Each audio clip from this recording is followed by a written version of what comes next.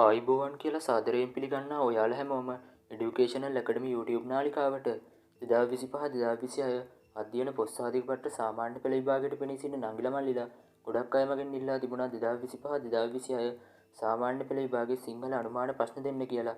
අද මම මේ වීඩියෝ එකෙන් ඔයාලට 2025-2026 අධ්‍යයන පොත්සාධක පත්‍ර සාමාන්‍ය පෙළ විභාගයේ සිංහල ප්‍රශ්න පත්‍රයට එන අනුමාන විචාර සහ අනුමාන රචනා ටික කියනවා.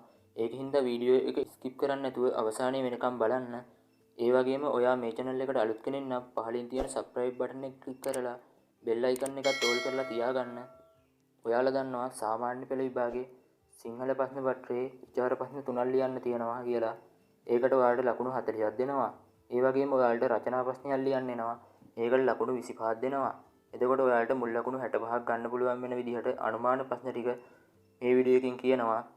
එහෙනම් වැඩි කතාවක් නැතුව යමු වීඩියෝ එකට. මුලින්ම කියන්න ඕනේ මේවා අනුමාන ප්‍රශ්න. අපි මේවා හදලා තියෙන්නේ පසුගිය වසර 5ක විතර සාමාන්‍ය පෙළ සිංහල ප්‍රශ්න පත්‍ර අධ්‍යයනය කරලා. ඒකින්ද මේවා ඉන්න වැඩි ඊට වඩාක් තියෙනවා. ඒකින්ද මේ පාඩම් ටික හොඳට බලාගෙන යන්න. ඒ වගේම අනිත් පාඩම් ටිකක් බලාගෙන යන්න. අපි ගිය වර්ෂයේ දුන්න සාමාන්‍ය පෙළ විභාගයේ සිංහල අනුමාන ප්‍රශ්න වලත් 180කට වැඩි ප්‍රමාණයක් සිංහල ප්‍රශ්න පත්‍රය ඇවිල්ලා තිබුණා. ඒකින්ද මේ වර්ෂයේත් අනිවාර්යෙන් මේ ප්‍රශ්න ටික එනවා. ඔයාලට දැන් පේනවා ඇති 2025-2026 සාමාන්‍ය පෙළ විභාගයේ සිංහල අනුමාන විචාර පාඩම් ටික.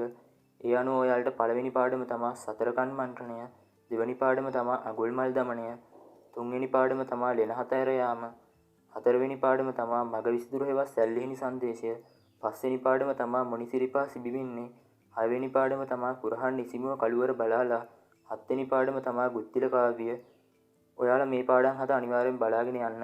ඊට අමතරව දෑතේ කරගට සිඹ සනසන්නට අපට වැසිකිළියක් කියන පාඩම් දෙකක් බලාගෙන යන්න.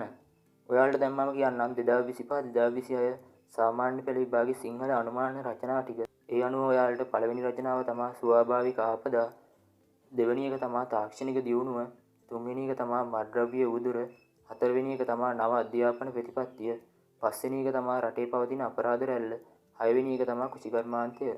ඔයාලට සාමාන්‍ය පෙළ විභාගෙ මෙහෙම රචනා මාතෘකාව විතරක් දෙන්නේ නැහැ. ඡේදයක් තමයි දෙන්නේ. ඔයා මාතෘකාවක් හදලා රචනාව ලියන්න ඕනි. මේ මාතෘකා ටික ඔයා වැඩි අවධානයක් දීලා බලාගෙන යන්න. එතකොට ඔයාලට හොඳ රචනාවක් ලියන්න පුළුවන්. ඒ වගේම මේ වීඩියෝ එක ඔයාගේ යාළුවන්ට ෂෙයා කරන්න අමතක කරන්න එපා. ඔයාට මේ වගේ අනුමාන ප්‍රශ්න ඕනි විෂයන් තියෙනවා නම් පහලින් කමෙන්ට් එකක් දාන්න. මේ වගේ අනුමාන ප්‍රශ්න වීඩියෝ බලන්න ඕන නම් පහලින් තියෙන subscribe button එක click කරලා bell icon එකත් all කරලා තියාගන්න. ඔයාලා හැමෝටම සුබ දවසක්.